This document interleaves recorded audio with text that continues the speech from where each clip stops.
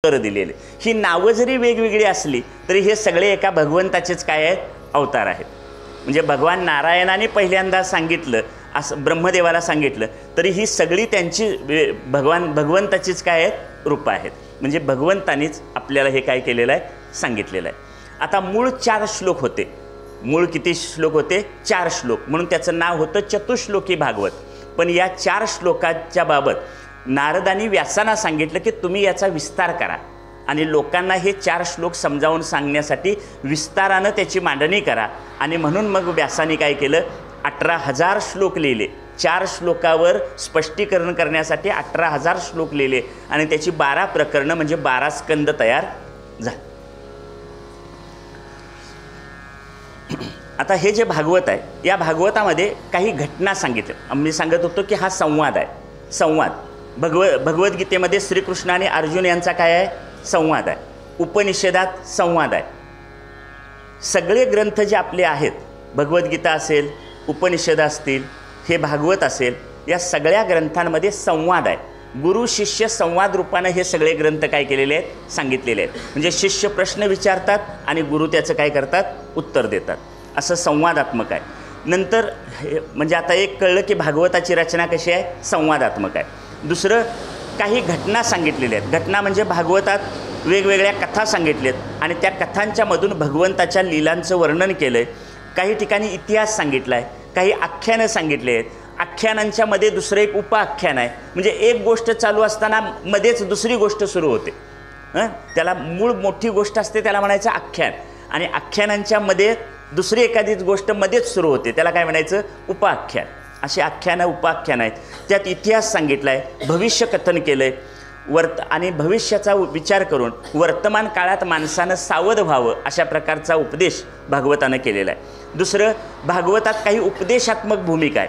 उपदेश म्हणजे काय, वेगवेगळ्या घटना घडतात, त्या घटनेतून काही उपदेश केलेला आहे। आता हा उपदेश करताना एक काव्याचं सूत्र वापरलं आहे त्याच्यात। म्हणजे काय, कांता समीप उपदेश। कांता म्हणजे काय माहिती आहे, कांता म्हणजे पत्नी। कांता म्हणजे पत्नी। आता मुलांना समजा, मुलग्याला एखाद्या सहलीला जायला पैसे पाहिजेत, मुलाला 1,000 रुपये सहलीला पाहिजे असेल तर मुलगा काय बापाकडे मागत नाही, मग कुणाकडे मागतो, आईकडे मागतो। आता आईकडे काय पैसे नसतात, पण आई कुणाकडं घेऊन देणार आहे, बाबाकडं।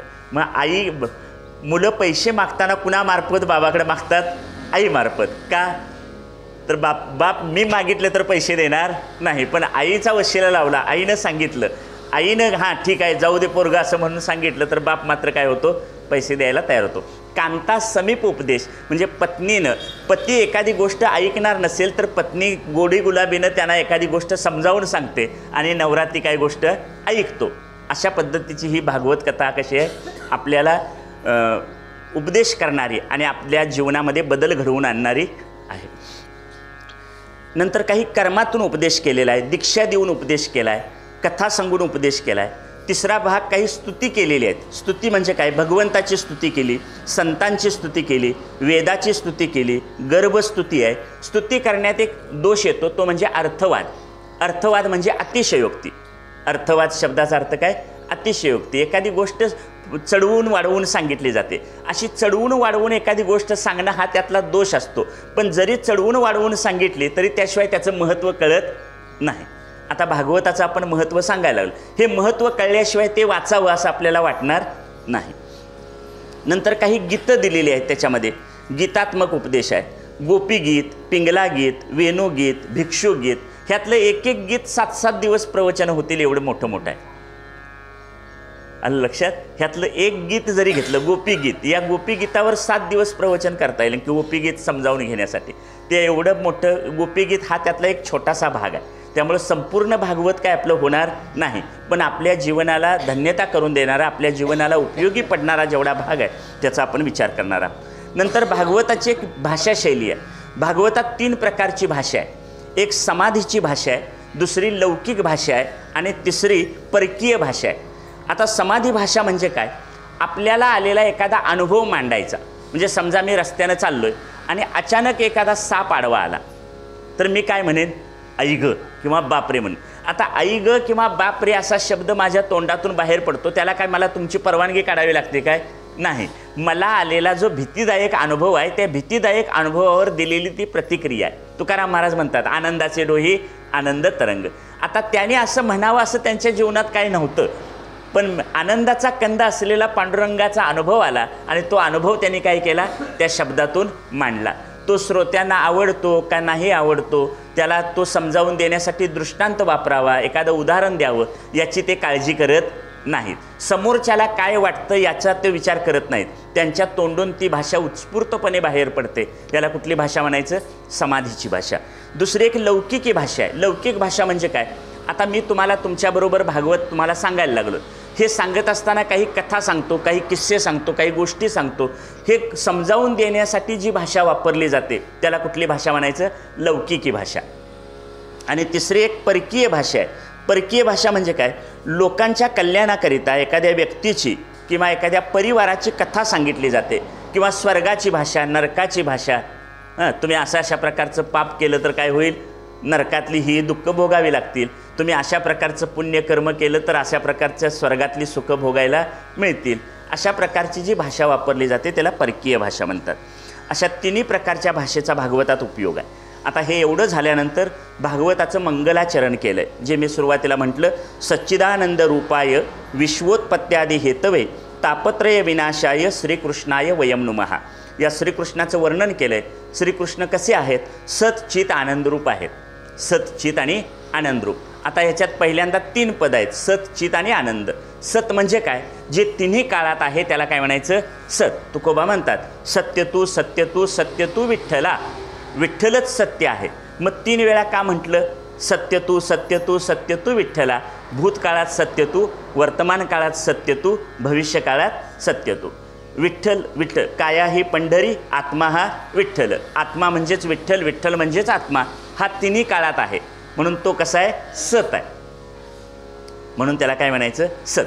म्हणजे थोडक्यात शास्त्रीय भाषेत पदार्थ निरपेक्ष अस्तित्व म्हणजे परमात्म्याचं असणं दुसऱ्या कशावर अवलंबून नाही. काय कळलं का नाही? काय म्हटलं? परमात्म्याचं असणं हे दुसऱ्या कशावर अवलंबून नाही. उदाहरणार्थ शरीर आहे म्हणून आत्मा आहे का आत्मा आहे म्हणून शरीर आहे? अगदी सोपं. पाणी आहे म्हणून लाटा असतात का लाटा असतात म्हणून पाणी असतं? बरोबर. पाणी आहे म्हणून लाटा आहे. तसं आत्मा नावाचं तत्त्व सगळीकडे व्यापून आहे म्हणून त्याच्यामध्ये ही शरीरं काय झालेली आहेत? निर्माण झालेली आहेत.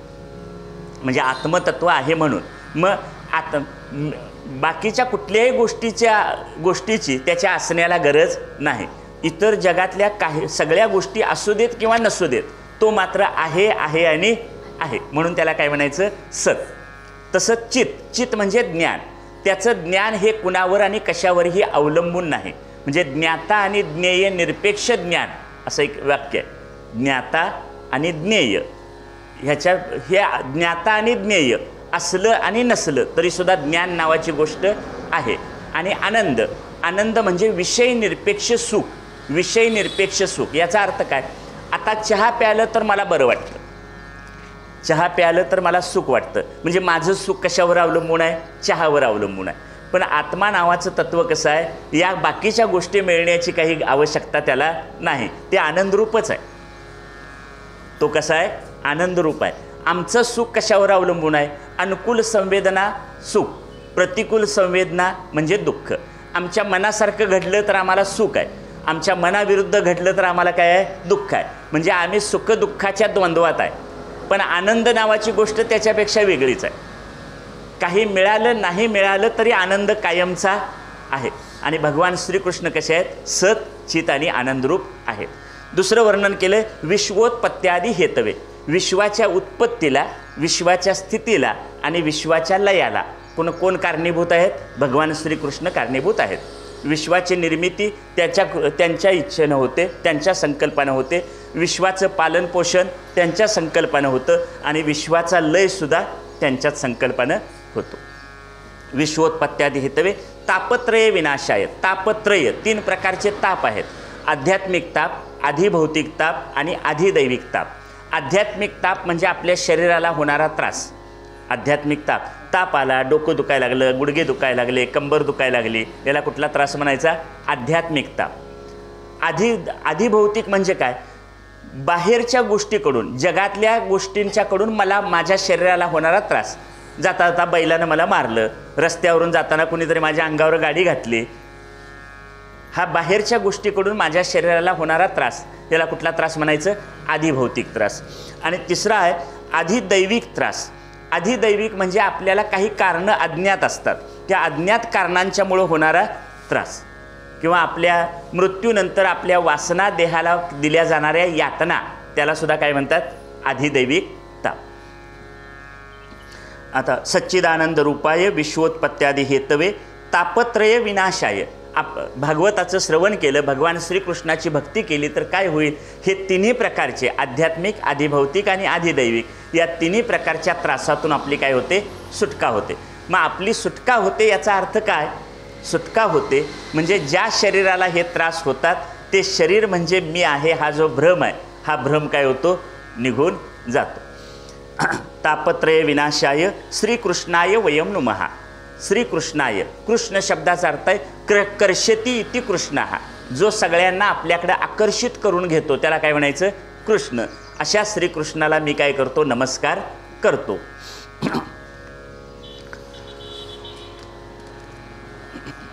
आता हे जे मंगलाचरण केलंय, हे मंगलाचरण सगळ्या ग्रंथांना आहे. ज्ञानेश्वरीतलं पहिली ओवी, ओम नमोजी आद्या वेद प्रतिपाद्या जय जय स्व संवेद्या आत्मरूपा, हे ज्ञानेश्वरीचं काय आहे? मंगलाचरण आहे.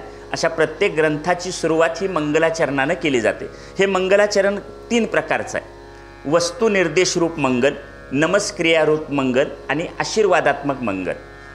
वस्तुनिर्देशरूप म्हणजे काय? वस्तू म्हणजे ब्रह्म, ब्रह्मवस्तूचं किंवा आत्मवस्तूचं चिंतन करणं, स्मरण करणं, याला काय म्हणतात? वस्तुनिर्देशरूप मंगल. नमस्क्रियारूप मंगल म्हणजे भगवंताला काय करणं? नमस्कार करणं. आणि तिसरं आहे आशीर्वादात्मक मंगल. आता ह्यावर खूप बोलण्यासारखं आहे, पण आपल्याला मर्यादित वेळेत आवरायचं आहे म्हणून फक्त उल्लेख करतो, त्याचा कानावर न जाऊ दे फक्त. हे मंगलाचरण का करायचं? असं म्हणजे मंगलाचरण करण्याचं कारण आहे, पहिलं कारण असा शिष्ट संप्रदाय चालत आला आहे. म्हणजे थोरा मोठ्याने आजपर्यंत ज्यांनी ही मोठी कार्य केली ग्रंथलेखनाची, त्या प्रत्येक थोर माणसाने, थोर संतांनी, ऋषीमुनींनी ही परंपरा घालून दिलेली आहे. कशाची? मंगलाचरणाची. मग ती परंपरा पुढं चालवायची म्हणजे शिष्ट संप्रदाय, थोरा मोठ्याने घालून दिलेला मार्ग पुढं चालवायचा म्हणून काय केलं जातं? मंगलाचरण केलं जातं. दुसरं, आपल्या जीवनात अनिष्टाची निवृत्ती व्हावी आणि इष्टाची प्राप्ती व्हावी. म्हणजे जे काही चुकीचं आहे ते निघून जावं आणि जे चांगलं आहे त्याची काय व्हावी? प्राप्ती व्हावी. मग अगोदर वाईट जावं आणि मग चांगलं यावं, का अगोदर चांगलं यावं आणि मग वाईट जावं? समजा हे आता हे बैठक अंतरलेली आहे, अगोदर झाडून काढून मग बैठक अंतरावी, का बैठक अंतरावी आणि मग झाडून काढावं? आता कळलं लक्षात. अगोदर काय करायला पाहिजे?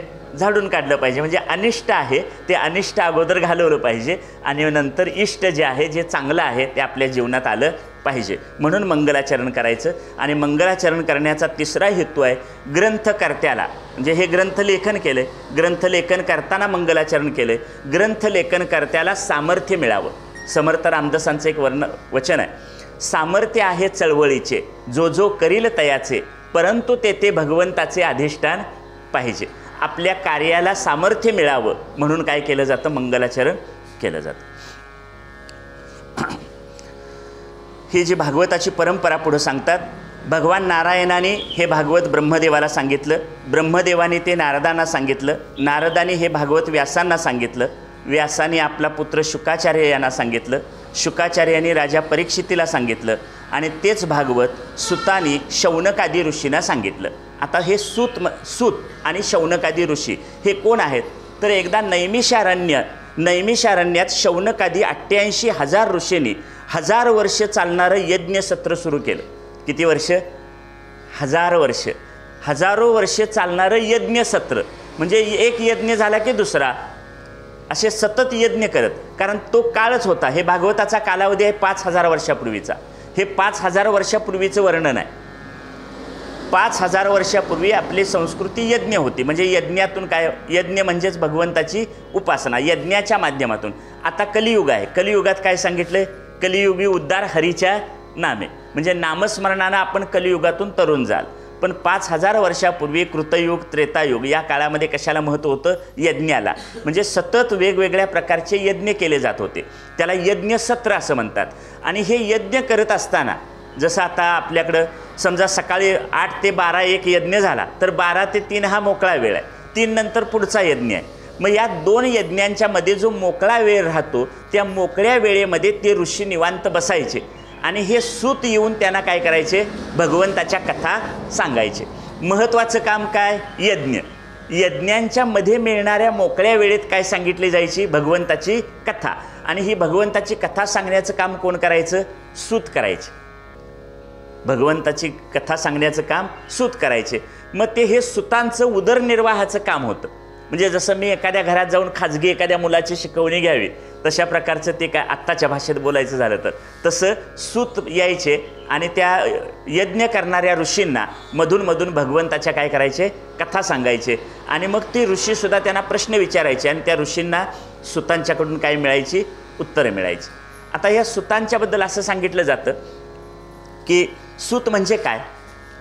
क्षत्रिय जातीचा पुरुष, क्षत्रिय पुरुष आणि ब्राह्मण स्त्री यांचा जर प्रतिलोम विवाह होतो, या प्रतिलोम विवाहातून जन्माला येणारे जे अपत्य आहे किंवा जो मुलगा आहे त्याला काय म्हटलं जातं? सूत. सूत म्हणजे काय? क्षत्रिय पुरुष आणि ब्राह्मण स्त्री यांचा विवाह झाला तर त्या विवाहाला प्रतिलोम विवाह म्हणतात.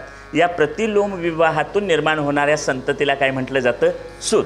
आणि हे सूत आपल्या उदरनिर्वाहाचं साधन म्हणून काय करायचे? आपल्या उदरनिर्वाहाचं साधन म्हणून यज्ञांच्या मध्ये जाऊन कथा सांगायचं काम करायचे. तर असे हे शौनकादी ऋषींचा यज्ञ 88,000 ऋषींचं यज्ञ करण्याचं काम चालू होतं आणि तिथं हे सूत मुनी आले. हे सुताने कुठं ऐकली ही कथा? राजा परीक्षिताला शुकाचार्य सांगत होते त्यावेळी सुताने ऐकली आणि त्याने जाऊन ती कुणाला सांगितली? शौनकादी ऋषींना सांगितली. आता शौनक ऋषींनी सुतांना असं तिथं गेल्यानंतर म्हणजे अशी एक कल्पना करा आता की शौनकादी ऋषींचा अनेक ऋषींचा यज्ञ कार्यक्रम सुरू आहे आणि तिथं सूत आलेत. आता शौनकादी ऋषींनी सुतांना प्रश्न विचारला की भक्ती ज्ञान वैराग्य यांनी प्राप्त होणारा जो विवेक आहे तो विवेक कशानं वृद्धिंगत होतो? म्हणजे आपल्या जीवनात भक्ती ज्ञान वैराग्य आणि विवेक यांची प्राप्ती व्हायची असेल, याची वाढ व्हायची असेल तर आपण काय करायला पाहिजे? तर त्याचं उत्तर दिलं. सुताने उत्तर सांगितलं, भागवताच्या चिंतनानं अनेक भागवताचं चिंतन म्हणजे भागवत या ग्रंथाचं चिंतन केलं तर काय होतं? विवेक वृद्धिंगत होतो. भगवंताच्या चिंतन या मायेतून तरुण जाता येतं. हा विवेक म्हणजेच विचार. विवेक शब्दाचा सोपा अर्थ काय आहे? विचार. अशानंतर त्याच्या पुढं भागवताबद्दल एक कथानक सांगितलं. कथानक कुठलं आहे? कथानकाचा विचार असा आहे, शुकाचार्य राजा परीक्षितीला कथा सांगायला बसले. आता शुकाचार्य राजा परीक्षितीला कथा सांगण्याच्या तयारीत असताना देवदेवता एक अमृत कुंभ घेऊन त्यांच्याकडे आल्या. अमृत कुंभ. अमृत कुंभ म्हणजे ज्या कुंभामध्ये अमृत आहे असा. आता त्या अमृताचा उपयोग कशासाठी होतो? जीवन म्हणजे मृत्यूतून सुटका होण्यासाठी म्हणजे अमर होण्यासाठी. अमृताचा उपयोग कशासाठी आहे? अमर होण्यासाठी. आता देवाने शुकाचार्यांच्या जवळ एक प्रस्ताव ठेवला. देव शुकाचार्यांना म्हणाले, हे बघा, हा अमृत कुंभ जो आमच्याकडे आहे तो आम्ही तुम्हाला देतो, तुम्ही तो कुणाला द्या? राजा परीक्षितेला द्या.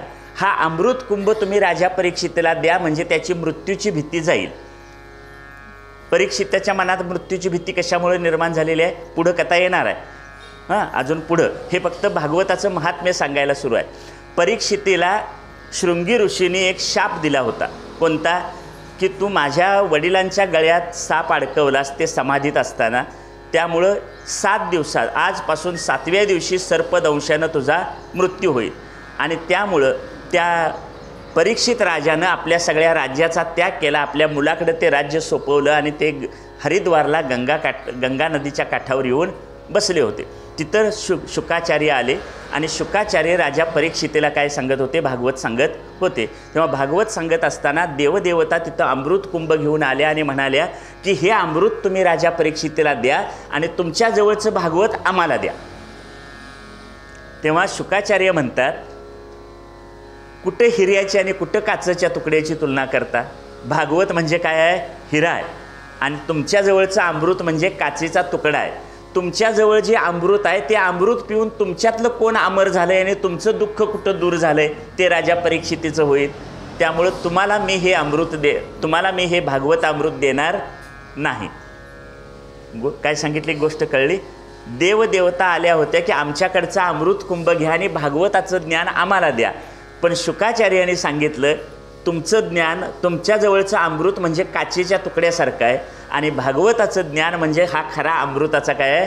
कुंभ आहे, हा हिरा आहे. त्यामुळं तुमचा काचेचा तुकडा घेऊन मी माझ्याजवळचा हिरा तुम्हाला देणार नाही. म्हणून ते कुणी दिलं? शुकाचार्यांनी कुणाला दिलं? राजा परीक्षितीला दिलं. कारण राजा परीक्षितच त्याचा अधिकारी आहे. त्या अधिकाराचा विचार आपल्या पुढच्या स्कंदात होणार आहे. आता महत्त्वाच्या 1-2 कथा ह्याच्यात येतात. ते म्हणजे देवर्षी नारद आणि भक्ती यांचा संवाद आहे. नारद असा शब्द ऐकला की आपल्या ह्याचं येतं, नारदांना आपण काय म्हणतो सगळेजण? कळ लावणारे. तर कळ लावणारे असा नारद शब्दाचा अर्थ नाही. नारद शब्दाचा अर्थ आहे ज्ञान देणारा. नारद म्हणजे काय? नारदांच्याबद्दलची ही एक चुकीची कल्पना आपल्या डोक्यात आहे. पण भगवंताचा संकल्प पूर्ण होण्यासाठी नारदांना या गोष्टी काय कराव्या लागत होत्या. आपण त्यांना कळ लावणं असं म्हणतो, पण त्यांनी कळ लावण्याचं काम केलं नाही.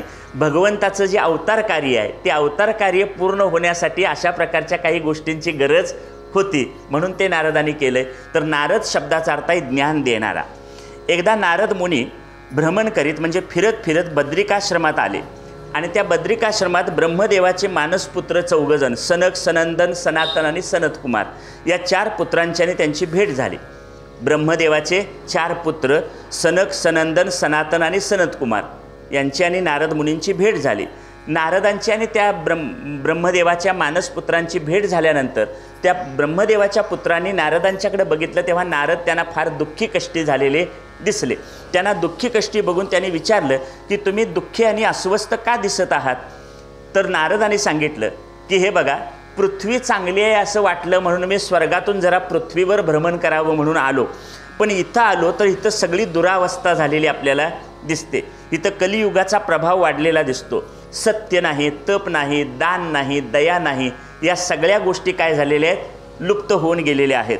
सगळेजण पोटार्थी झालेत. सगळी तीर्थक्षेत्र आणि आश्रम हे दृष्ट लोकांनी घेरलेले आहेत आणि सगळीकडे बाजार मांडलेला आहे. लोक वेदांची, तत्त्वज्ञानाची विक्री करायला लागलेले आहेत, म्हणून मी दुःखी झालो. नारद पुढं म्हणतात की मी फिरत फिरत वृंदावनात आलो, यमुनेच्या काठावर वृंदावनात आलो आणि या यमुनेच्या काठावर एक तरुण स्त्री रडत असताना मला दिसली. एक तरुण सुंदर स्त्री रडत असताना मला दिसली. त्या रडणाऱ्या स्त्रीकडं मी तिच्याजवळ गेलो. तेव्हा तिथं गेल्यानंतर तिनं मला दुःख सांगितलं. तर तिच्या मांडीवर तिचे 2 पुत्र जे वयोवृद्ध झाले होते, आई तरुण आहे आणि पुत्र कसे आहेत? वृद्ध आहेत. आता हे वृद्ध असलेल्या 2 पुत्र मूर्छित होऊन पडलेत, म्हणजे बेशुद्ध अवस्थेत आहेत आणि आपल्या या 2 पुत्रांना मांडीवर घेऊन ती स्त्री काय करायला लागलेली आहे? रडायला लागलेली आहे. तेव्हा नारदाने तिची चौकशी केली की तू कोण आहेस? तेव्हा तिनं तात्पर्य सांगितलं की ही यमुना नदीच्या काठावर बसलेली ही सुंदर तरुण स्त्री म्हणजे कोण आहे? भक्ती आहे. आणि त्या भक्तिरूपी स्त्रीच्या मांडीवर 2 वयोवृद्ध पुत्र तिचे मृत्युमुखी किंवा मरणासन्न होऊन पडलेत, बेशुद्ध अवस्थेत आहेत, मूर्छित अवस्थेत आहेत. त्यांची नावं आहेत ज्ञान आणि वैराग्य. तेव्हा भक्ती असं म्हणते की तिने आपली हकीकत सांगितली.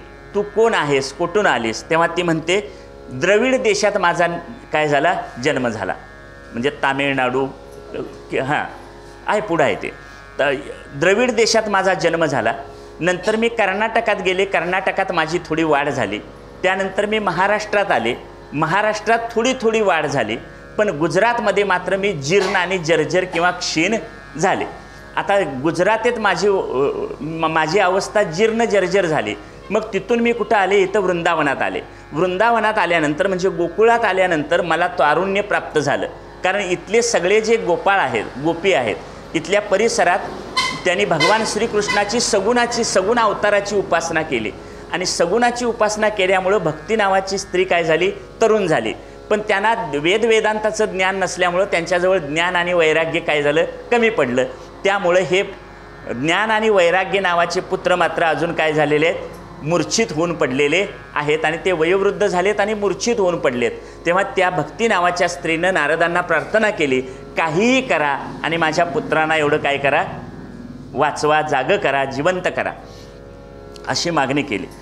तेव्हा मग त्यांनी नारद म्हणाले की हे बघ, तू काही काळजी करू नको, मी जसं सांगतो तसं कर. तू काय कर, भगवंताचं चिंतन करायला सुरुवात कर. भक्तीला सांगितलं, तू भगवंताचं चिंतन कर, भगवंताचं नाम घे, मी यांच्यासाठी काही प्रयत्न करतो. म्हणून नारदाने त्यांनी वेदांताचे पाठ केले, भगवद्गीतेचा पाठ केला. कुठं? ज्ञान आणि वैराग्याच्या कानाजवळ जाऊन वेदांताचा पाठ केला. भगवद्गीतेचे काही श्लोक म्हटले. त्यांना त्या दोघांना थोडीशी जाग आली, पण थोडीशीच जाग आली आणि पुन्हा ते काय झाले, मूर्छित होऊन पडले. आता असे ते मूर्छित होऊन पडल्यानंतर आता काय करायचं म्हणून नारद थोडेसे दुःखी झाले आणि त्यांनी भक्तीला वचन दिलं की हे बघ, मी तुझ्या या ज्ञान आणि वैराग्य या 2 पुत्रांच्यासाठी आणि तुझ्यासाठी काहीतरी निश्चित करीन. या पृथ्वीवरच्या प्रत्येकाच्या हृदयामध्ये मी तुला भक्तीला स्थान तयार करून देईन. मी भक्ती ज्ञान वैराग्याची सगळ्यांच्या अंतःकरणात स्थापना करीन, पण त्यासाठी मला काहीतरी उपाय करावा लागेल. आणि तो उपाय शोधण्यासाठी ते कुठं जात होते, बद्रिकाश्रमाकडे जात होते. आणि तिथं त्यांची कुणाची भेट झाली, सनक, सनंदन आणि सनतन आणि सनतकुमार या ब्रह्मदेवाच्या पुत्रांची आणि त्यांची भेट झाली. आणि मग त्यांनी भगवान ह्यांना विचारलं की हे काय करायचं आता. कुणाला विचारलं? नारदाने विचारलं सनतकुमारांना, ह्याबाबत काय करावं ते सांगा. तेव्हा सनतकुमाराने त्यांना उपदेश केला की तुम्ही काय करा, एक सत्कर्म करा. कुणी सांगितलं? सनतकुमारांनी नारदांना सांगितलं, जर भक्ती ज्ञान वैराग्य यांना जिवंत करायचं असेल, तरुण करायचं असेल, तर तुम्ही काय करा, एक सत्कर्म करा. मग कोणतं सत्कर्म करा, कोणतं सत्कर्म करा? त्या सत्कर्माचं उत्तर दिलंय, सत्कर्म करा. कोणतं सत्कर्म करायचं ह्याचं उत्तर तुम्हाला कुणाकडून मिळेल? ऋषीमुनींच्याकडून मिळेल. पण नारदांनी अनेक ऋषीमुनींना विचारलं तर पण कोणतं सत्कर्म करायचं त्याचं उत्तर मिळालेलं नव्हतं. मग आता हे उत्तर त्याला कोणी दिलं? सनक, सनंदन, सनतकुमार ह्या 4 कुमारांनी त्यांना उत्तर दिलं की सत्कर्म करा म्हणजे भागवताचं श्रवण करा, भागवत या ग्रंथाचं श्रवण करा, भागवत सप्ताह करा. आणि भागवत सप्ताह करणं हेच सत्कर्म आहे. त्यामुळं ज्ञान आणि वैराग्य काय होतील, जागे होतील आणि भागवत श्रवणाने कलियुगातले सर्व दोषसुद्धा जातील. आता यानंतर नारदाने लगेच सनतकुमारांना प्रश्न विचारला की वेदापेक्षा भागवतात विशेष काय आहे. ते मगापासून तुम्हाला मी सांगितलं, भागवतात काय वेगळेपण आहे. आता देवर्षी हे भागवताचं वेगळेपण ऐकल्यानंतर किंवा भागवत हे वेदरूपी कल्पवृक्षाला आलेलं फळ आहे, त्या फळात सगळा रसच आहे आणि तो रस आपल्याला काय करता येईल, श्रवणाच्या माध्यमातून ग्रहण करता येईल. हे ऐकल्याबरोबर देवर्षी नारदाने लगेच ठरवलं की आपण भागवत कथा करूया. ज्ञान यज्ञम करिष्यामी शुकशास्त्र कथोज्वलम भक्ती ज्ञान विरागानाम स्थापनार्थम प्रयत्नतम. मग देवर्षी नारदाने ठरवलं की आपण आता भागवताचा सप्ताह करूया. का, कशासाठी भागवताचा सप्ताह करायचा? भक्ती नावाची जी तरुण स्त्री आहे, तिच्या मांडीवर मूर्छित होऊन पडलेले जे 2 पुत्र आहेत, ज्ञान आणि वैराग्य, त्यांना जागं करण्यासाठी, त्यांना तरुण करण्यासाठी आता आपण भागवत सप्ताह करायचं नारदाने ठरवलं. तेव्हा नारदाने असं ठरवल्यानंतर ते जे सनतकुमार आहेत, त्या सनतकुमारच त्यांच्याबरोबर तिथं आले. आणि सनतकुमाराने पूर्वी जरी त्यांना ब्रह्मदेवाने नारदांना सांगितलेलं असलं भागवत, तरी तो चतुश्लोकी उपदेश होता. पण आता कशाचा उपदेश केला? भागवत सप्ताह कसा करायचा हे सनतकुमारांनी काय केलं, नारदांना सांगितलं. आणि सनतकुमार स्वतःच हा सप्ताह करण्यासाठी निघाले. आता ब्रह्मदेवाने यापूर्वी नारदांना चतुश्लोकी भागवत सांगितलं, पण सनतकुमारांनी त्यांना सप्ताह कसा करायचा हे सांगितलं. सनतकुमारांनी कथा सांगताना प्रथम भागवताचं महात्म्य सांगितलं.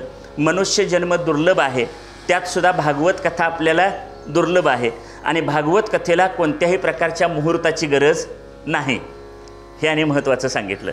भागवत कथेला मुहूर्ताची गरज नाही. फक्त काय करावं, 2च गोष्टी सांगितल्यात, एक सत्य आणि ब्रह्मचर्य. सत्य आणि ब्रह्मचर्य या 2 गोष्टींचं पालन करावं आणि ही कथा ऐकावी. सनतकुमारांची कथा ऐकायला ऋषी मुनी देवता नद्यासुद्धा मनुष्य रूप घेऊन आल्या. अनेक रसलंपट लोक आले.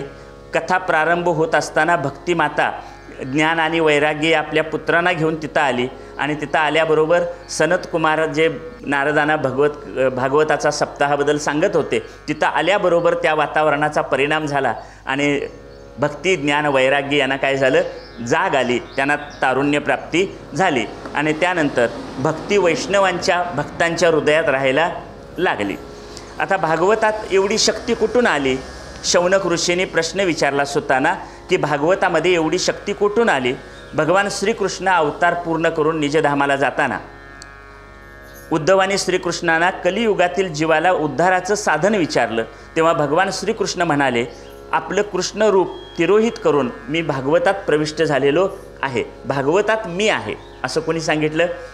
श्रीकृष्णाने उद्धवाला सांगितलं की भागवतात मी आहे आणि म्हणून भागवत म्हणजे भगवान श्रीकृष्णांची काय आहे, वाङ्मय मूर्ती आहे. आता भागवत कथा श्रवणाचा महिमा सांगताना पुढं म्हणतात, नारदांनी लगेच सनत कुमारांना प्रश्न विचारला की ही भागवत कथा श्रवण करण्यानं कोण कोण लोक पवित्र होतात, म्हणजे या भागवत कथा श्रवणाचा कुणाला फायदा झाला, यापूर्वी अशी एखादी घटना असेल तर काय करा, सांगा. म्हणून इथं एक कथा आलेली आहे, त्याला गोकर्ण महात्म्य असं म्हणतात. त्याचं नाव काय? गोकर्ण महात्म्य. तुंगभद्रा नदीच्या काठावर आत्मदेव नावाचा एक ब्राह्मण राहत होता. त्याच्या पत्नीचं नाव होतं धुंदली. पत्नीचं नाव धुंदली. आता नावं ही वेगवेगळी असली तरी त्याच्यातून त्याचं तात्पर्य काय आहे ते लक्षात घ्यायचं. आत्मदेव हा शास्त्र जाणणारा होता, त्याचा वैदिक कर्मावर विश्वास होता, पण त्याची पत्नी मात्र कशी होती? आपलंच म्हणणं खरं करणारी, सतत बडबडणारी, क्रूर होती, भांडणारी होती, कुतर्क करणारी होती. त्यामुळे त्या दोघांचं काही जुळत नव्हतं. पण तरीसुद्धा श्रीमंत असल्यामुळं त्यांचा संसार काय झालेला होता, चाललेला होता निवांत. पण त्यांना एक गोष्ट अडचण त्यांच्यात अशी होती की दोघांना मूलबाळ नव्हतं. म्हणजे बरेच वर्ष मूल नसल्यामुळं तो आत्मदेव काय होता, जरा काळजीत होता, चिंतेत होता. एक दिवस तो या आपली बायको आणि आपल्याला मूल नाही याचं वर्णन करताना ते म्हणतात, माझ्या घराच्या दारात झाड आहे पण त्याला फळ लागत नाही, गोठ्यात गाय आहे पण तिला वासरू होत नाही आणि मला स्वतःला सुद्धा काय नाही, मूल नाही. आणि त्यामुळं तो निराश होऊन असे घरातून बाहेर पडले आणि घरातून बाहेर पडत वाटेनं चालत असताना एका सरोवराच्या काठावर शांत थोडंसं तिथं बसले होते. तेवढ्यात तिकडून एक संन्यासी आला. संन्याशाला ह्याच्याकडे बघितलं, दोघांची गाठभेट झाली आणि त्या आत्मदेवाने संन्याशाला आपलं दुःख सांगितलं. काय दुःख आहे? झाडाला फळ नाही, गोठ्यातल्या गायीला वासरू नाही आणि मला मूल नाही. तेव्हा तुम्ही काहीतरी करा, माझ्यावर आशीर्वाद द्या, कृपा करा आणि मला एखादा मुलगा होऊ दे. तेव्हा त्या संन्याशाने त्याला परोपरीनं सांगितलं, मुलग्यासाठी हट्ट कशाला करतोस? ज्यांना मुलगी आहेत त्यांना विचार ते कोणत्या सुखात आहेत. ज्यांना मुलगे झालेले आहेत त्यांना विचार की ते कोणत्या सुखात आहेत. म्हणजे मुलगा झाला म्हणून काही सुख वाटायला येतं असं समजू नकोस. जर मुलगा आला म्हणून सुखात असते तर मग वृद्धाश्रम का काढावे लागले असते? बरोबर. मुलं शिकतात, मोठी होतात आणि परदेशात नोकरीला जातात आणि आईवडील कुठं असतात? वृद्धाश्रमात. ही जरा कथा अलीकडच्या भाषेत आणली आहे. तेव्हा त्यांनी तेच समजावून दिलं की मुलगा झाल्यामुळं कुणाचं भलं झालं आहे असं एखादं मला उदाहरण सांग. तेव्हा हा मुलग्याचा हट्ट सोडून दे आणि तू काय कर, संन्यासाश्रम स्वीकार, भगवंताचं चिंतन कर असं आत्मदेवाला सांगितलं. पण आत्मदेवाचा हट्टच होता की काय नाही ते मी नंतर करीन, पण आता मला काय पाहिजे, मुलगा पाहिजे. तेव्हा मला मुलगा होईल अशा प्रकारचा आशीर्वाद द्या, काही प्रयत्न त्यासाठी करा. मग त्या संन्याशानं बघितलं आणि त्या थोडंसं विचार करून सांगितलं की तुझ्या प्रारब्धामध्ये पुत्रप्राप्तीचा योग नाही. एवढं सांगून सुद्धा ते ऐकायला तयार नाहीत. कोण? आत्मदेव. इतकं समजावून सांगितलं तरी ऐकायला तयार नाहीत. तुम्ही काहीतरी करा आणि मला काय करा, पुत्र द्या. मग संन्यास ऐकत नाही म्हटल्यानंतर संन्याशानं आपल्याजवळचं एक फळ त्याला दिलं आणि ते सांगितलं की हे तुझ्या काय कर, पत्नीला खायला दे आणि तिला मगाशी जे सांगितलं सत्य, तप, ब्रह्मचर्य यांचं काय कर, पालन करायला सांग. एक वेळ एक भुक्त राहा, म्हणजे एका वेळेचं जेवण कर, असे काही नियम पत्नीला सांगायला सांगितले आणि हे फळ खायला द्यायला सांगितलं. आत्मदेव तो फळ घेतलं आणि घरी आला, आपल्या पत्नीला ते फळ दिलं. काय काय घडलेली घटना आहे ती त्या पत्नीला सांगितली. पण आता पत्नी मगाशी वर्णन केलं, बडबडी होती, क्रूर होती, कुतर्क करणारी होती, आपलं तेच खरं करणारी होती. त्यामुळे ती काय ऐकायला तयार नाही. तिनं ते फळ आपल्या हातात घेतलं खरं, पण तिनं काही ते खाल्लं नाही. तिनं असा कुतर्क केला की समजा हे मी फळ खाल्लं, मी गर्भवती झाले, मग कुठल्या दुसऱ्या राज्यानं आपल्या भागावर आक्रमण केलं तर मला गर्भवती असल्यामुळं पळत जाता येणार नाही, मी अवघडून जाईल, पुन्हा बाळाला जन्माला देण्याच्या वेदना मला काय कराव्या लागतील, सहन कराव्या लागतील, त्यापेक्षा हे मूल नसलेलं बरं, असा विचार तिनं केला. आणि त्याच दरम्यान तिला भेटायला तिची एक बहीण आली.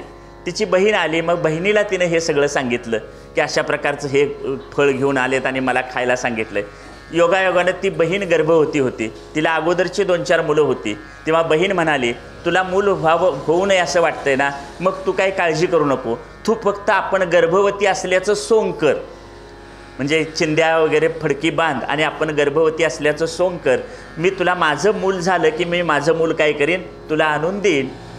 आता मालिकेतनी पण दिसतंय सगळं हे असं, म्हणजे हे पूर्वी कधीतरी चालत आलेलं आहे, ते आजूबाजूला जे दिसतंय त्याच्यातूनच ते सांगतात. मग तिनं त्याप्रमाणे त्या बहिणींचाने दोघींचा ठराव ठरला, आपलं मूल द्यायचं. मग हिनं सोंग घ्यायला सुरुवात केली आणि ते फळ दिलेलं होतं ते त्यांनी गोठ्यातल्या गाईला टाकलं. आता ते फळ कुणी खाल्लं, गाईनं खाल्लं. आणि इकडं त्या धुंदलीच्या बहिणीनं काय केलं, आपलं मूल तिला दिलं. आणि आपलं मूल काही कालावधीनंतर, म्हणजे ठराविक काळ झाल्यानंतर, मूल जन्माला आल्यानंतर बहिणीनं आपलं मूल दिलं. आता हिला दूध पाजायला पाहिजे बाळाला. मग तिनं आपल्याला दूध येत नसल्याची तक्रार करून कुणाला बोलवलं, आपल्या बहिणीलाच तिकडं बोलवलं. तर बहिणीचंच मूल होतं पण आपलं म्हणून घेतलं. मग धुंदलीचं मूल आहे म्हणून त्याचं नाव ठेवलं धुंदुकारी. धुंदली या आईनं आपल्या नावावरून काय केलं, धुंदुकारी असं नाव ठेवलं. तिकडं गाईनं फळ खाल्लं होतं, तिलाही कालावधीनंतर एक मुलगा जन्माला आला. तो मुलगा जन्माला आल्यानंतर काय घडलं, त्याचे नाव कान गाईसारखे होते म्हणून त्याचं नाव ठेवलं गोकर्ण. आणि हा धुंदलीला झालेला मुलगा म्हणून त्याचं नाव काय, धुंदुकारी. आता दोघांच्यात फरक होता. एक फळ जे संन्याशानं दिलेलं होतं ते तपस्वी माणसानं दिलेलं होतं, त्यामुळं तो जो गोकर्ण आला तो तत्ववेत्ता विरक्त ज्ञानी होता. भगवंताबद्दल त्याच्या मनात प्रेम होतं, भगवंताची भक्ती आणि वैराग्य त्याच्या पहिल्यापासूनच होतं. पण हा धुंदुकारी मात्र काय झाला, धुंदुकारी मात्र त्याचा जो जन्म झालेला होता तो अशा चुकीच्या मार्गाने असल्यामुळं तो दुष्ट होता, व्यभिचारी होता.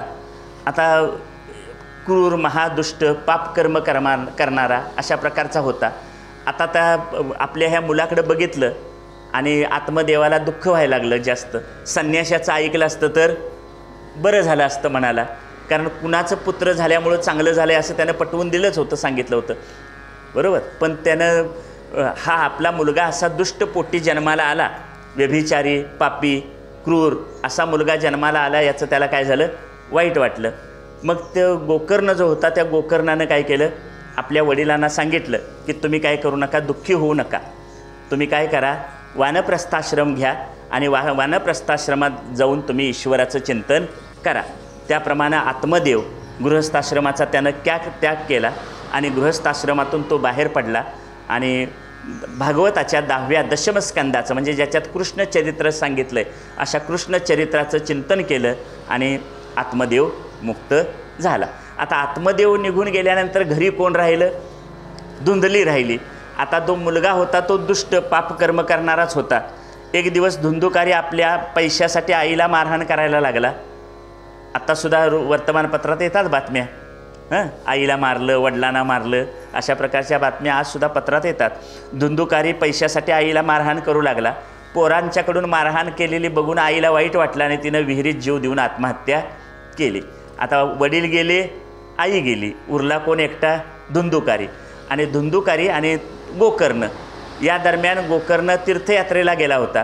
आता धुंदुकारी इकडे एकटाच घरात राहिला. एकटा राहिल्यानंतर त्याचे सगळे दुर्गुण बाहेर पडायला लागले, चोऱ्या करायला लागला, व्यभिचार करायला लागला. काही देह विक्रय करणाऱ्या स्त्रियांना त्यानं घरी आणून ठेवलं. त्याचं तात्पर्य सांगताना म्हणतात की या 5 स्त्रिया आणल्या म्हणजे 5 प्रकारचे शब्द, स्पर्श, रूप, रस, गंध हे विषय हे त्यानं घरी आणून ठेवले आणि तो त्या भोगांमध्ये आसक्त राहिला. आणि या स्त्रियांना खुश ठेवण्यासाठी तो चोऱ्या करायला लागला. मग ज्या स्त्रियांना त्याने आणून ठेवलं होतं त्यांनी विचार केला की हा चोऱ्या करील, चोऱ्या केल्यानंतर राजा, सम्राट, त्याचे सैनिक ह्याला कधीतरी पकडतील आणि चोरी करून यानं माल आमच्याकडे आणून दिला आहे म्हणून आम्हालासुद्धा मारतील. म्हणून त्या 5-6 स्त्रियांनी ठरवलं की आपण ह्याला काय करूया, मारून टाकूया. म्हणून मग धुंदुकारीला एका रात्री तो झोपलेला असताना त्या कॉटला बांधून घालून त्यांनी मारायचा प्रयत्न केला.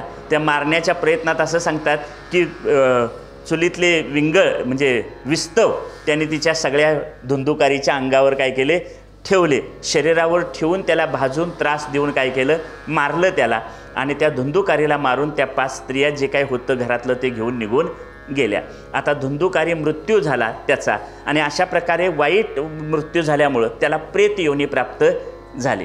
मग आपला भाऊ जो गोकर्ण ह्याला गेला होता तीर्थयात्रेला, त्याला आपला भाऊ धुंदुकारी मृत्यू झाल्याची बातमी कळली. मग त्यानं कुठल्या तरी गया नावाच्या एका तीर्थक्षेत्री एक श्राद्ध केलं भावाला शांती मिळावी म्हणून, आणि तो काही दिवसांनी परत आला. परत आल्यानंतर घरी परत आल्यावर रात्रीच्या वेळी झोपलेला असताना त्याला चित्रविचित्र प्राणी आणि पक्षी दिसायला लागले. असे चित्रविचित्र भास व्हायला लागले. तेव्हा त्या गोकर्णाने विचारलं की तू कोण आहेस, तू कोण आहेस विचारल्यानंतर त्यानं सांगितलं की मी तुझा भाऊ आहे आणि मला प्रेत योनी प्राप्त झालेली आहे, आणि तू काय कर, माझी ह्यातून सुटका कर. मग आता माझी सुटका कर म्हटल्यानंतर काय करायचं असा प्रश्न पडला. मग त्यावेळी तो हा जो गोकर्ण आहे, ते गोकर्ण ज्या गावी त्या राहत होते त्या गावातले लोक हे सूर्याची भक्ती करणारे होते. म्हणून सगळ्यांच्या विचार त्या धुंदुकारीनं गोकर्णनं गावकऱ्यांशी चर्चा केली, आणि गावकऱ्यांच्या सल्ल्यानं त्यांनी ठरवलं की आपण सूर्यदेवानाच काय करूया, विचारूया. आणि मग त्यांनी सूर्यदेवांना विचारलं की ही जी प्रेत योनी प्राप्त झालेली आहे कुणाला, धुंदुकारीला, त्याची जर त्यातून सुटका करायची असेल तर आपण काय करायला पाहिजे असा प्रश्न सूर्यदेवांना विचारला. तेव्हा सूर्यदेवाने त्यांना सांगितलं की तुम्ही काय करा, त्याची प्रेत योनीतून सुटका होण्यासाठी भागवताचा सप्ताह करा. असा भागवत सप्ताह करा म्हणून सांगितल्यानंतर गोकर्णाने लगेच तयारी केली. आता ही गोकर्णांना प्रश्न पडला की मी त्याचा मृत्यू झाल्यानंतर मी गयेला श्राद्ध केलं होतं, पण श्राद्ध केल्यानंतर सुद्धा तो मुक्त कसा झाला नाही. तेव्हा धुंदुकारीनंच सांगितलं मी इतकी पापं केलेत की 100,000 वेळा जरी श्राद्ध केलंच तरी त्याच्यातून माझी सुटका होणार नाही. म्हणून मग हा उपाय शोधून काढला की भागवताचा सप्ताह करा. गोकर्णानं गावातल्या लोकांना बोलवलं, गावकऱ्यांच्या साक्षीनं काय केलं, सप्ताहाचं आयोजन केलं. आणि भागवत सप्ताहाचं आयोजन केल्यानंतर आता हा प्रेत योनीत असलेला धुंदुकारी तिथे एक बांबू पडलेला होता, त्या बांबूमध्ये येऊन बसला. आणि कथा असं पुढं सांगते की पहिल्या दिवशीची कथा झाल्यानंतर त्या बांबूला ज्या गाठी असतात, पहिल्या दिवशीची कथा झाल्यानंतर पहिली गाठ फुटली, दुसऱ्या दिवशीच्या कथेनंतर दुसरी गाठ फुटली. 7 दिवसात अशा 7 गाठी फुटत गेल्या, आणि 7व्या दिवशी त्याच्यातून एक दिव्य देहधारी पुरुष बाहेर पडला, आणि धुंदुकारी काय झाला, मुक्त झाला. धुंदुकारीला न्यायला विमान आलं. आता ऐकायचं, मंथुनी नवनीता तैसे ज्ञानंता वाया व्यर्थ कथा सांडी. आपण इसापने तिथल्या गोष्टी ऐकतो माहिती आहे. कोल्हा करकोच्याला म्हणाला माझ्या घरी खीर खायला ये, कोल्हा करकोच्याला म्हणाला माझ्या घरी खीर खायला ये. मग कोल्ह्यानं खीर तयार केली आणि ती पसरट परातीसारख्या भांड्यात ठेवली. आता परातीत ठेवल्यावर करकोच्याची चोच बारीक असते, त्याला ती खाता येईल का, नाही येणार. सगळी खीर कोणी खाऊन टाकली, कोल्ह्यानं खाऊन टाकली. आता ह्याचा बदला घेण्यासाठी करकोच्यानं त्याला एकदा बोलवलं, तू काय कर, माझ्याकडे खीर खायला ये. त्यानं खीर तयार केली आणि एका घागरीत ठेवली. आता घागरीतली खीर कोल्ह्याला खाता येत नव्हती, त्यानं आपली चोच घातली आणि आपण एकट्यानंच खाल्ली. जशास तसं भेटला. आता गोष्टीतला कोल्हा भेटला कुठं, करकोचा बोलला कसा, कुठल्या गॅस कट्ट्यावर त्याने खीर केली, असले प्रश्न आपण विचारत नाही. तात्पर्य तेवढं त्यातलं लक्षात घ्यायचं की आपण जशास तसं वागलं पाहिजे. तशी ही कथा आहे. या भागवतातल्या येणाऱ्या अनेक कथांच्या मधून आपण तात्पर्याकडे जायचं, त्यातनं तत्त्वज्ञान कोणतं सांगितलं आहे त्याचा विचार करायचा. मग भागवताची गोकर्णानं सांगितलेलं भागवत सप्ताह पूर्ण झाला, आणि पूर्ण झाल्यानंतर एक विमान आलं आणि त्या विमानातून धुंदुकारीला घेऊन निघून गेलं. गोकर्णांना सुद्धा प्रश्न पडला. त्यांनी हरिदासांना प्रश्न विचारला की भागवत कथा एवढ्या सगळ्या लोकांनी ऐकली, भागवत कथा आमच्या गावातल्या सगळ्या लोकांनी ऐकली, पण मुक्त मात्र एकटा धुंदुकारीच कसा काय झाला. त्यामुळं आज सगळे लोक पाहिजे होते ऐकायला. एवढे सगळे लोक असताना फक्त धुंदुकारी मुक्त कसा झाला, तर धुंदुकारीला आपण प्रेत योनीत आहोत यातून केव्हा एकदा मुक्त होऊ असा ध्यास लागला होता. त्यामुळं त्यानं जीवाचा कान करून ही कथा काय केली, ऐकली. त्यानं श्रवण केलं, जे श्रवण केलं त्याचं मनन केलं, आणि तसा त्याचा निश्चय झाला, म्हणून तो काय झाला, मुक्त झाला. तुम्ही सगळ्यांनी फक्त बाकीच्यांनी काय केली, ऐकली. त्यामुळं तुमच्यावर त्याचा जो परिणाम व्हायचा होता तो झालेला नाही असं सांगितल्यानंतर त्यांना त्या श्रवणाचं महत्त्व लोकांना कळलं. पुन्हा गोकर्णाने परत एकदा भागवत सप्ताहाचं आयोजन केलं सगळ्या लोकांच्यासाठी. आणि मग इतर लोकांनी धुंदुकारीनं जसा जीवाचा कान करून कथा ऐकली तशी दुसऱ्या भागवत सप्ताहाच्या वेळी त्यांनी काय केलं, सगळ्या जमलेल्या लोकांनी, इथं सुद्धा दुसरा भागवत सप्ताह आहे म्हणून मी जोरानं सांगितलं जरासं. दुसऱ्या भागवत गोकर्णाने जो दुसरा भागवत सप्ताह केला त्यावेळी दुसऱ्या भागवत सप्ताहाला त्यांनी श्रवण केलं, मनन केलं आणि अशा प्रकारे त्याचं भगवंताचं चिंतन करीत करीत सगळ्यांना नेण्यासाठी विमान आलं आणि मग त्या गावातले सगळे लोक भगवंताच्याकडं जवळ गेले. आता अशी ही कथा सांगते. आता पुढं हे झाल्यानंतर पुढं म्हटले सनत कुमाराने हा सप्ताह कसा करावा हे सांगितलं. आता ही मध्येच आलेली गोष्ट आहे आत्मदेव गोकर्ण महात्म्य. आता मूळ मुद्दा कोणाचा चालू होता, नारद आणि सनत कुमार. नारदांनी प्रश्न विचारला होता की हा सप्ताह कसा करायचा आणि त्याचं उत्तर सनत कुमार देत होते. सनत कुमारांनी सप्ताह कसा करावा हे सांगितलं, पूर्ण भागवत कथा सांगितली. कथा पूर्ण झाली तेव्हा तिथं शुकाचार्य आले. आपण सगळ्यांनी मिळून जरा शुकाचार्यांना वंदन करूया. त्या शुकाचार्यांच्यामुळं ही कथा आपल्याला ऐकायला मिळते. शुकाचार्य आले, सर्वांनी त्यांना नमस्कार केला. भगवान श्रीकृष्णसुद्धा तिथं वैकुंठाहून आले आणि म्हणाले, भगवान श्रीकृष्ण स्वतः म्हणाले, भागवत कथा ऐकून प्रसन्न झालेले श्रीकृष्ण म्हणाले, काय तुम्हाला वर पाहिजे असेल तर काय करा, मागा. त्यावेळी तिथं भागवत कथा श्रवणाला बसलेले भक्त म्हणाले, जिथं कुठं भागवत कथा सुरू असेल तिथं आपण अशाच प्रकारे प्रगट व्हावं आणि सर्वांना आनंदित करावं. यानंतर हिथं ही कथा ऐकायला मिळाली. सनत कुमारांच्या तोंडून कुणाला कथा ऐकायला मिळाली, सप्ताह नारदांना. आणि त्याचवेळी भक्ती माता आपल्या 2 पुत्रांना घेऊन तिथं आली होती. त्यामुळं भक्तिमातेचे ज्ञान आणि वैराग्य हे पुत्र तरुण झाले. शुकदेवानी भक्तीबरोबर ज्ञान आणि वैराग्याला भागवतात स्थापित केलं. म्हणून भागवत श्रवण करणाऱ्याच्या हृदयात भगवंत विराजमान होतात. भागवत सर्वांच्या कल्याणाची गर्जना करतं. असं कल्याण, आपल्या जीवनाचं कल्याण करणारं, आपल्या जीवनाची धन्यता करणारं भागवत आपण उद्यापासून पूर्ण ऐकणार आहोत. आज हे आपण भागवताचं महात्म्य या ठिकाणी ऐकलं. ह्या भागवताचं महात्म्य लक्षात ठेवून किंवा त्याचा विचार करून उद्यापासून आपण पुढची कथा ऐकणार आहोत. आता आपण या ठिकाणी थांबूया. पुंडलिक वरदा हरी विठ्ठल श्री ज्ञानदेव तुका.